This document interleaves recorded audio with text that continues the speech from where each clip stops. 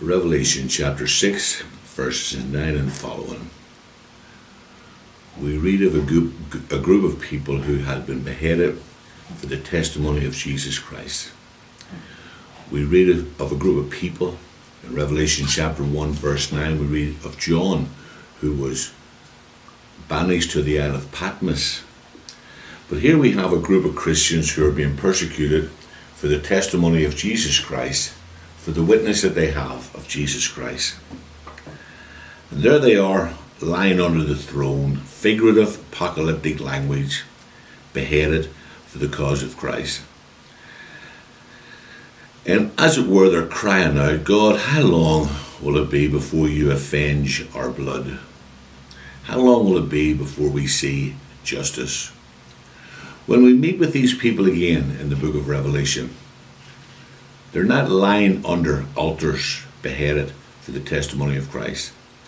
They are ruling and reigning on a throne with Jesus Christ. Revelation chapter 20, verses 1 through 4. They're rejoicing. They are ruling and reigning. You know, things are not always what they seem. How many times have we looked at a situation and thought, this is horrible. But after a few days, it turned out to be good, or at least okay. Things are not always as they seem.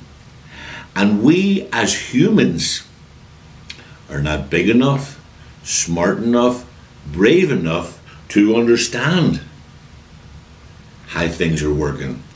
And maybe we need to have a little more humility, to sit back, to watch God at work. The professionalist humorist says, he made a claim. He says there are only 10 basic joke patterns. He said, in all the world, he said, all the funny stories, they center around these simple, these patterns, these 10 basic themes. And he said all the rest are, we adapt to them, or we have variations from the primal themes. It's hard to know if that's true or false. But think of all the punchlines that you've heard over the years. The story, almost the same, but the punchline, different. You know, you've heard people say, well, it's the way I tell it. Maybe that's part of the mystery, the way we tell it. But the details can be very, very different. And the punchline, the same. There's another man I was reading, Anthony D. Milo. And he makes a statement, he claims about all the stories that we've heard over the years. During his lifetime, he has made a study of literature of many, many cultures. And he says the details are different. But the basic point, the basic structure of the story is the same. I don't know if that's true either. But he has studied different languages, different variations, different cultures, and he has come to the conclusion they're all similar. Same idea, same structure or point, but maybe just a different thing here, there, wherever. The story's been around for a long, long, long, long time. As a matter of fact, I've used it a few times myself. The old Chinese man and the Chinese culture, the very, very, very poor farmer who had but a single horse to do all his work. He depended upon this horse for everything. It would pull the load, it would draw the wagon. This was the old farmer's sole means of getting around, transportation. But one day, a bee stung the old horse. And in fright, the old horse ran into the mountains. The old farmer packs his bags, searches and searches and searches to no avail. He comes home, and some of the neighbors are waiting, trying to encourage him, trying to help him out. But they come, neighbors from the village, they come by and say, we are really, really, really sorry about your bad luck. The old man looked at them, shrugged his shoulders, and said, "Good luck, bad luck. Who's to know?" Good luck.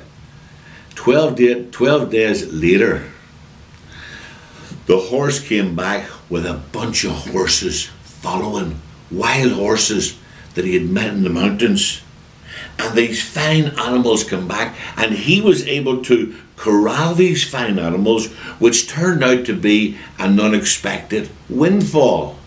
So the neighbours in the village heard about it, and they come back and they said, "We're here to congratulate you on your good luck.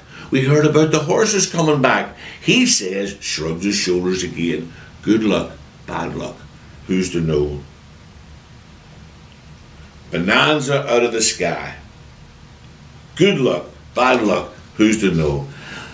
The old farmer's only son decides we need to make hay. We need to make something good of this. So he says, "I'll break these horses and we'll be able to sell them and we'll be able to use them for work." So in his attempt to break these wild horses, he falls off. He breaks his leg. Again, the neighbours come back. "We're so sorry to hear about your bad luck. We heard about your only son falling off the horse and breaking his leg." The old man shrugged his shoulders. "Good luck, bad luck. Who's to know?" 3 weeks later, Chinese province, war breaks out. Every able-bodied man under 50 years of age was signed up for duty. But because he had a broken leg, he couldn't go. And this in turn saved his life, because all the other able-bodied men were killed in action. Again, the neighbours come back. "Congratulations, your son's still alive. We have lost our children, but congratulations, your son has been saved." De Mello makes the basic conclusion.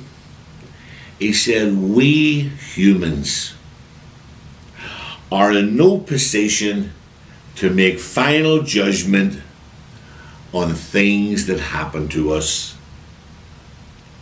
Sometimes what has the appearance of evil at times occurs, just like the wild horse running away, just like the broken leg.